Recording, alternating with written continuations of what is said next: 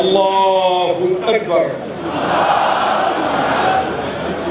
الله أكبر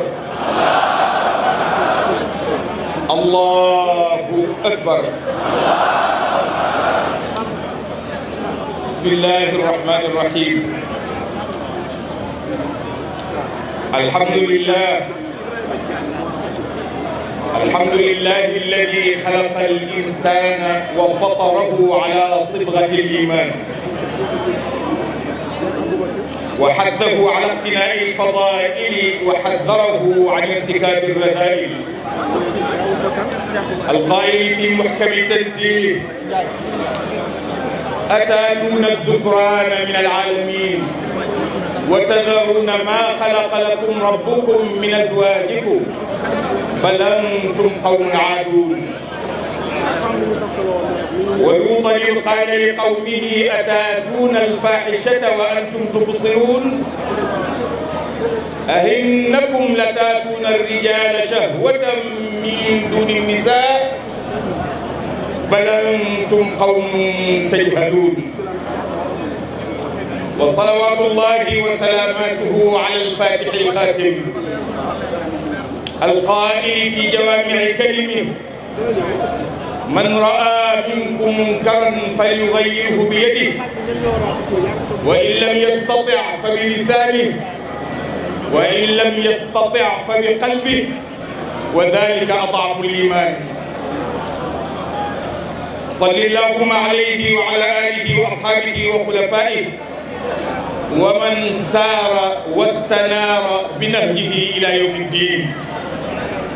حضرات السادة والسيدات، أعضاء جمعية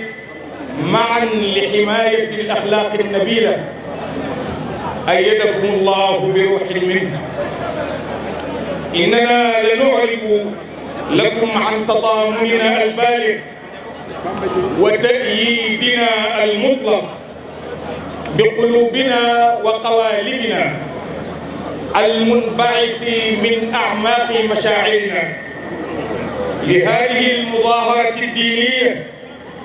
المنظمة هنا في ساحة الأمة بكولوبان، والتي تهدف إلى رفع طلب ملح إلى الدولة السنغالية وإلى سلطاتها لوقف كل البرامج التي تحت كل ما هو شذوذ جنسي كاللواط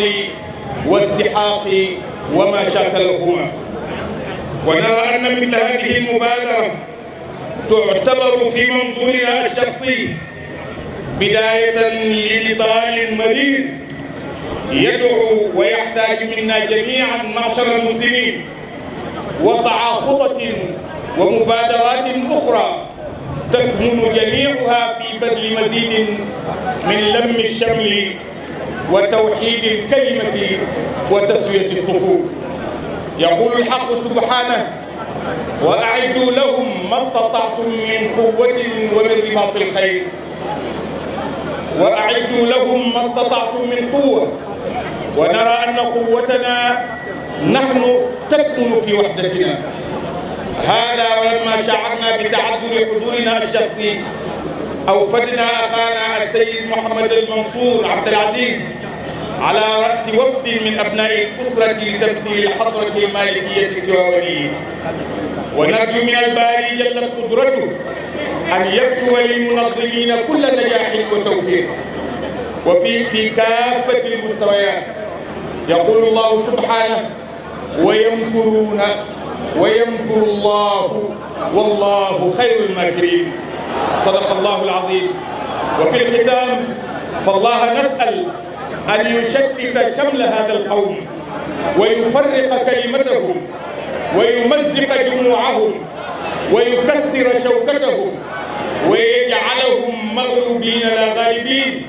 بحق قوله تعالى: لأغلبن أنا ورسلي إن الله قوي عزيز. إنه ولي ذلك كله والقادر عليه.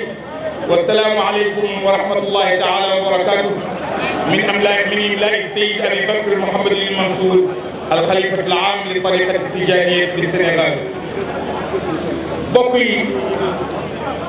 ci gàttal ci nusuus shar'iyya yi ñu wax ci alquran wax ko ci ahadis rasulillahi sallallahu alayhi wa sallam sëriñ bi dafa ni mi ngi nuyu waa Sénégal gépp di ndokkeel bokk yi nga xam ni ñoo am initiative bu organiser lii muy mbooloo mi tënk seen bopp ci li ñuy wax ànd aar jikko yi mu leen ci ndokkeel ci di ca jiital ki nga xamante ni mooy Aboubacar Mbuub mi nga xam ni moo ñëwoon toog ak moom yëgal ko daje ji di wax ni moom Seydi Aboubacar Mouhamadul Mansour ci turu rakkam ji nga xam ni moom la fi yebal di Seydi Mouhamadul Mansour bu Cheikh Al Hadj Abdoul Aziz radiyallahu anhu mu ànd ak ñi nga xam ni lim nañ leen ñëpp ngir ñu ñëw teewal ko fi gannaaw bu yëgee ngant ci yaramam keroog bi muy wax ak Babacar Mbuub daf ko wax ni ko daje boobu ngeen di woote maa ngi yéen ci biir ak ci biti bu ma yàlla mayee kattanu fekke ko maa koy fekke bu ma ko mënul it ma wut ku ma wut loolu la waxoon Babacar Mbuub yàlla dogal na kattanu teew mënul mu yebal ki nga xamante ni bii moom la yebal mu ñëw teewal ko muy Seydi Mouhamadul Mansour wax ji yépp li ci gudd ko gàttal mooy ab jullit benn sañu la téye loxoom ni lii sama yoon nekku ci amul benn jullit bu sañ a téye loxoom ci lii ni sama yoon nekku ci kon nag ñun jullit yi ci boppam ñoo war a boole suñu bopp am nañu ay expérience yu fi jaar Babacar Mbuub lim na ko léegi te yooyu yépp ñu naax saayal ko na ngeen yëg ni kon suñu kand ci la loolu nekk kand gi nag ña ca jiitu ci kand googu ngir mu mën a am doole ñu mën a jot li nga xam ni moom la ñuy wut mooy kilifay diine yi ànd joxante benn loxo ñu ànd ak ñi nga xamante ni bii ñoo topp ci seen gannaaw ñëpp ñu jublu ñi nga xamante ni bii ñoom la ñu war a jublu wax leen li nga xamante ni bii moom la ñu bëgg te li ñu bëgg mooy atteb yàlla bi nga xam ni bëgg nañ koo naax saayal te ci turu réew mi ci turu ñi ko dëkkee loolee tax ñu arrêté ko comme ni ko sëñ Babacar Mbuub waxee léegi da ngeen sëriñ baa ngi kontaan di yëg ni daal ñu ngi ànd ak yéen ci biir ak ci biti bu ngeen jógee ci lii lépp lu ngeen di tàbbi nag bu ko yëgee def ca la mu man insha allahu taala ba bañu yàlla di yóbbu ci li nga xamante ni bii mooy li ñu bëgg te mooy assemblée nationale ak gouvernement du Sénégal ànd ci arrêté programme yi ak agenda bi ñaareel ba it aussi mu sàkku ci député yi fàttali leen la góor gu baax ga Mawlana Cheikh El Hadj Abdoul Aziz radiyallahu anhu wax leen ngeen dund àdduna gi yàggul léegi mu jeex ngeen taxaw ci seen kanamu borom fexe leen ba lu leen andil muy lu ñu war a wax muy ab benn muy projet de loi ngeen fexe ba loolee ngeen xam ni di ngeen taxawaat ci seen kanamu borom lay ko kon nag lii di signé na ngeen ko xam commencé ko ca ña ca kaw ba ci suuf di wax rek ni waxoon nañ fii am na njiital réew lu fi ñëw sàkku ci suñu njiital réew mii